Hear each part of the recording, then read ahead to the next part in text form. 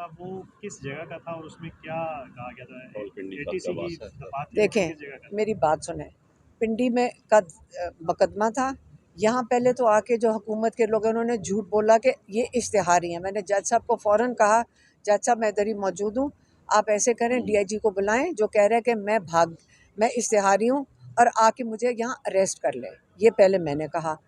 फिर उन्होंने कहा आप जाके बेल ले लें। हमने उनके हुक्म के मुताबिक हम हफ्ते के रोज़ पिंडी गए, वहाँ पे उसके लिए वो बेल के लिए।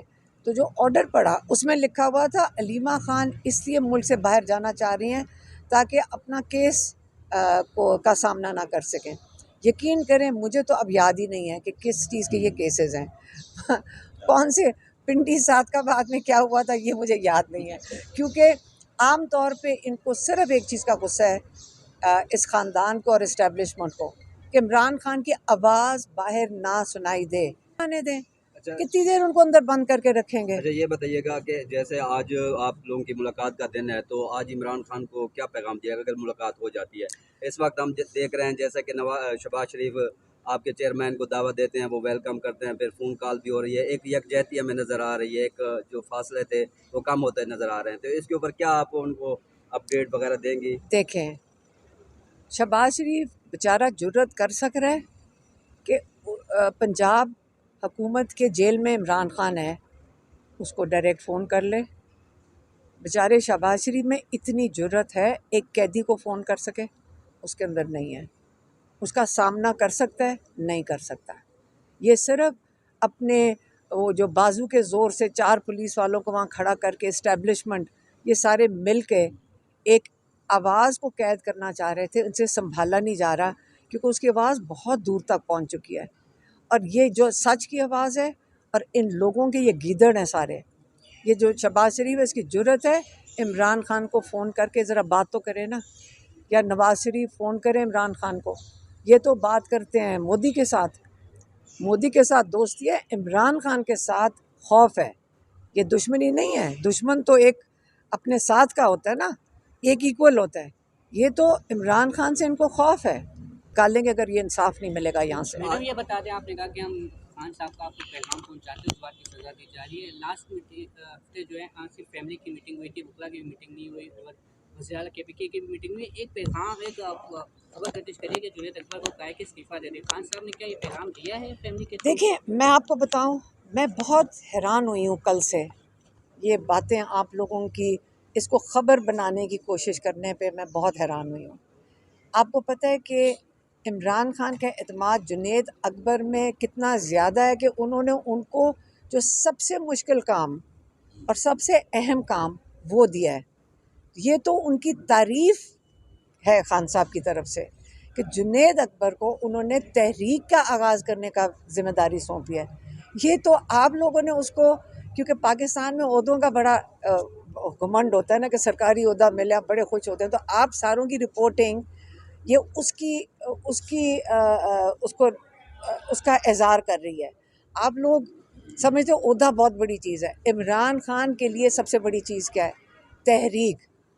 आप ये सोचें कि कितना बड़ा एहसास दे रहे हैं इमरान खान कि ये छोटी मोटी चीज़ें ये छोड़ो, ये साइड पे उन्होंने क्या करो। ये इसलिए नहीं कि कोई उन पे एतमाद नहीं कर रहे, बल्कि उनके ऊपर इतना ज़्यादा एतमाद कर रहे हैं कि वो कह रहे हैं कि तहरीक जुनैद अकबर चलाएंगे। तो उस पे भी ये रिपोर्ट हो रहा था कि उन्होंने कहा कि जब तक मैं खुद खान साहब से मिलकर ये बात नहीं सुन लेता या मेरे ज़राए उसको कंफर्म नहीं करते, तब तक मैं इस बात को नहीं मानता। तो इसका मतलब है वो तो आपकी बात भी नहीं यकीन कर रहे कि आप ठीक कह रही है। नहीं, मैं आपको बताऊं, अभी जुनैद अकबर साहब को अगर लोगों ने, आप जैसे आप सवाल पूछते हैं ओहदे के बारे में, इसी तरह ही शैतानी हो गई ना, उनके साथ आप ज़्यादती कर रहे हैं। उनको अगर उनको उनको पता है कि इमरान खान क्या पार्टी का नाम क्या है? तहरीक इंसाफ।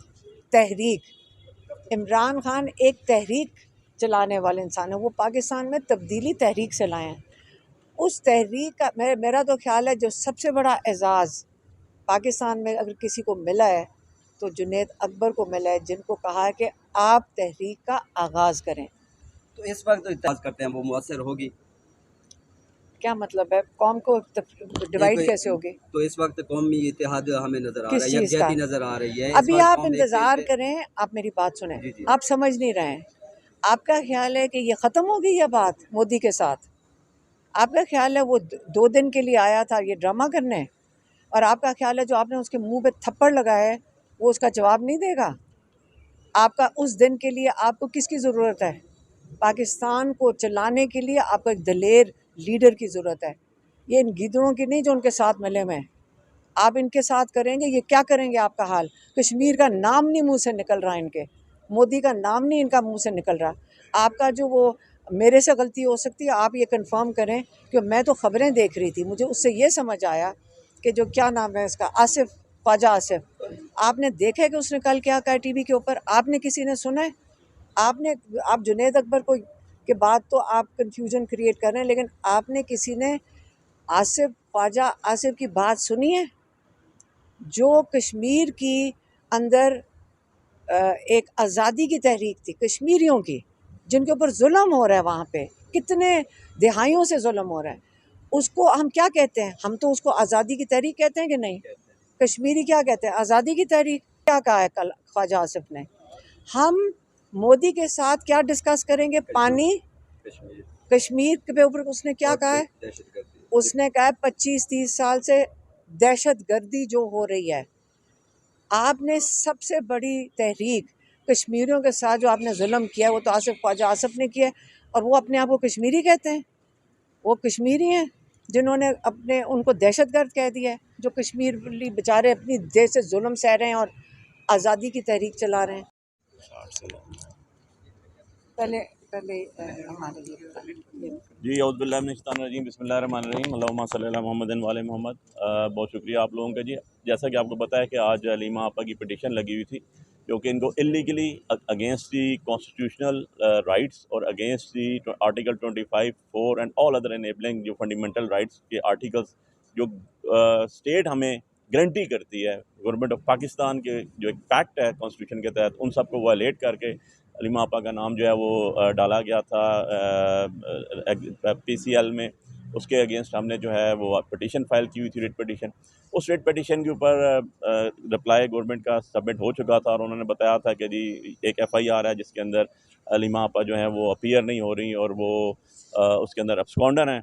तो that was shocking for us, क्योंकि हम तो रोज़ अपीयर होते हैं, रोज़ अदालतों में जाते हैं, रोज़ खान साहब के केसेस में जाते हैं, रोज़ वर्कर्स के केसेस में जाते हैं, लेकिन we opted the legal framework और लीगल जो हमारा राइट है, हमने उसमें बेल बिफोर अरेस्ट ली रावलपिंडी एंटी टेररिस्ट कोर्ट से, और उसके बाद आज उसका ऑर्डर भी पेश किया। इसके अलावा हमने और नज़ीर भी दी जो अदालतों की दी। मेरी अपनी 8 हमारे PTI के जो मेन टॉप लीडरशिप है उनके नाम हाई कोर्ट के ऑर्डर्स पे ECL, PCL, no flying list, black list, NIPBL जितने भी लिस्टें थी उन सब में से निकाले गए थे। तो उन बेसिस पे आज हम आए और अल्हम्दुलिल्लाह इस्लामाबाद हाई कोर्ट ने जो है हमारी पिटीशन एक्सेप्ट की और उसके अंदर उन्होंने बाकायदा ये ओपन कोर्ट में अनाउंस किया कि जी आपका नाम निकालने का हम ऑर्डर पास कर रहे हैं and you are free to travel. अब देखना यह है कि आगे इसके बाद ऑर्डर आ जाता है तो उसको एग्जीक्यूट कैसे करती है ये फेडरल गवर्नमेंट। बहुत शुक्रिया।